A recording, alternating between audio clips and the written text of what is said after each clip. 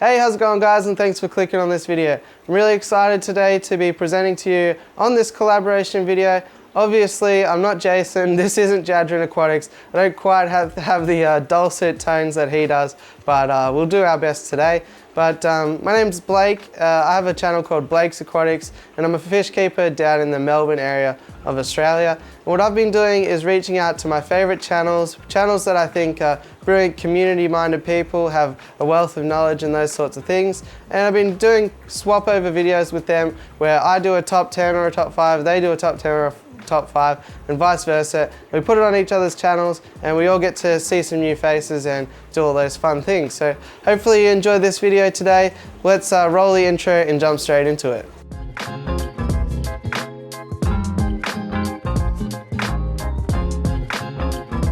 Just before we get started with the topic, which is the top 5 beginner mistakes that people make in the aquarium hobby, I will just give you a brief rundown of me and my experience. So I've been keeping fish for a number of years now. I've got about 41 tanks going at the moment, and I keep all sorts of little things. I like to sort of try my hand at everything. So we've got the discus, angelfish, guppies, tetras and that sort of thing. We've also got a saltwater tank, rice fish, wild bedders, and all sorts of stuff going on in here. So hopefully that gives us a basis. So the first one on this top 5 list today is a lot of beginners fail to check compatibility of fish. Also, to be honest, this is something that more seasoned aquarists do run into as well from time to time as we get a little bit more confident, a little bit more arrogant about what we can put together, and as we try to blur the boundaries there. When I was getting into the hobby, I actually found a website that I found to be quite useful.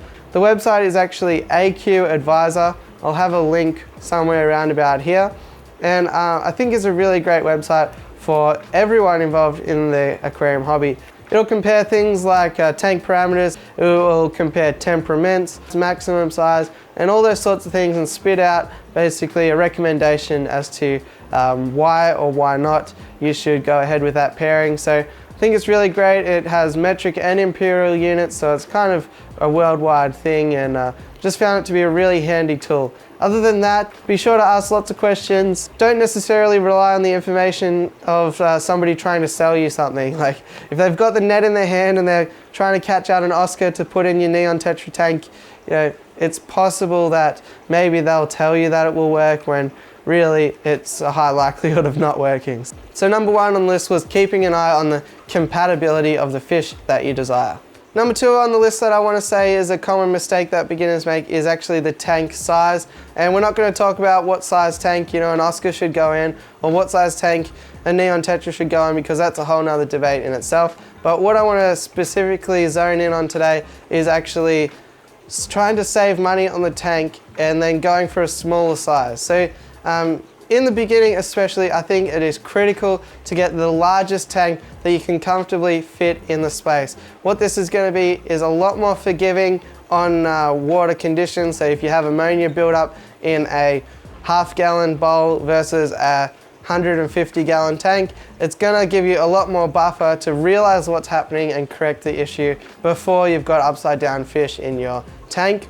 Get a big tank in the beginning, you'll have a lot less headaches, and it will give you room to change things up as you get more experience within the hobby and grow in confidence, and your interests might shift. So I would say choose the biggest tank that you can fit in the space.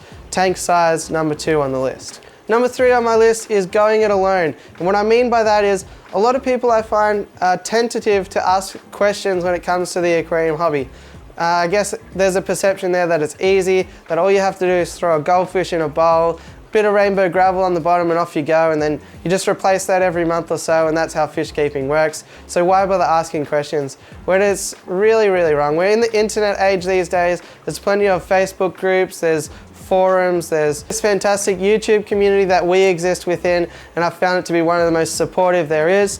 There's plenty of options out there. Don't ever be afraid to ask a question, but we like to sort of keep to ourselves and build our little empire here in our house. And what we'll find most times is there's really great resources, really great help, sometimes just on our doorstep So reach out, make friends, go to clubs if you've got them nearby you, and there's no such thing as a silly question. So I would say third thing on this list is going it alone. It's a lot more fun if you include like-minded people within your hobby. Number 4 on the list is something that I think basically we're all guilty of, and it is of course fake plants. So I don't have an agenda against fake plants. I think there is a time and a place for fake plants, but the reason that they're on this list is because I think it's a mistake not including live plants. And with that initial awkward stage of potential ammonia creeping in or nitrates building up as you figure out your maintenance schedule, live plants will go a long way to helping you out there, and I just cannot recommend live plants enough. They're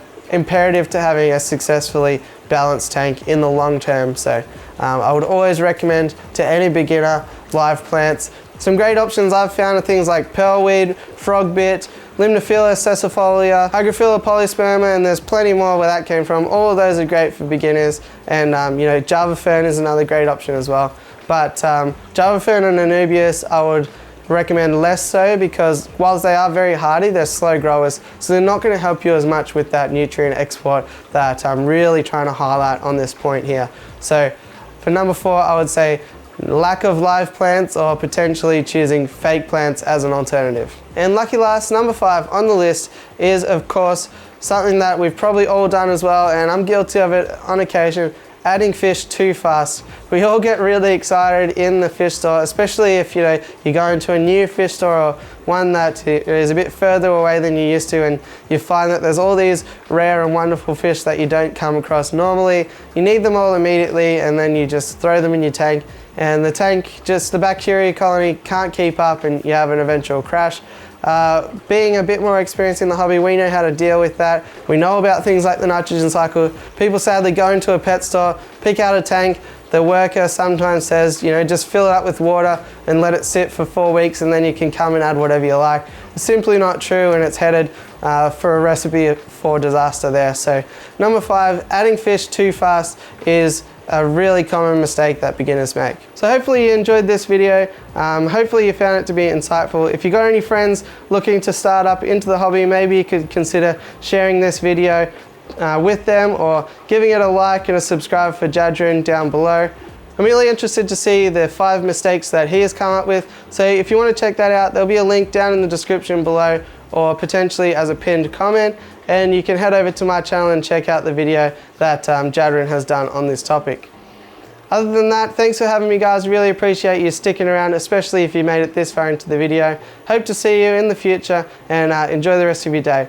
Catch you on the next one. Thanks for watching.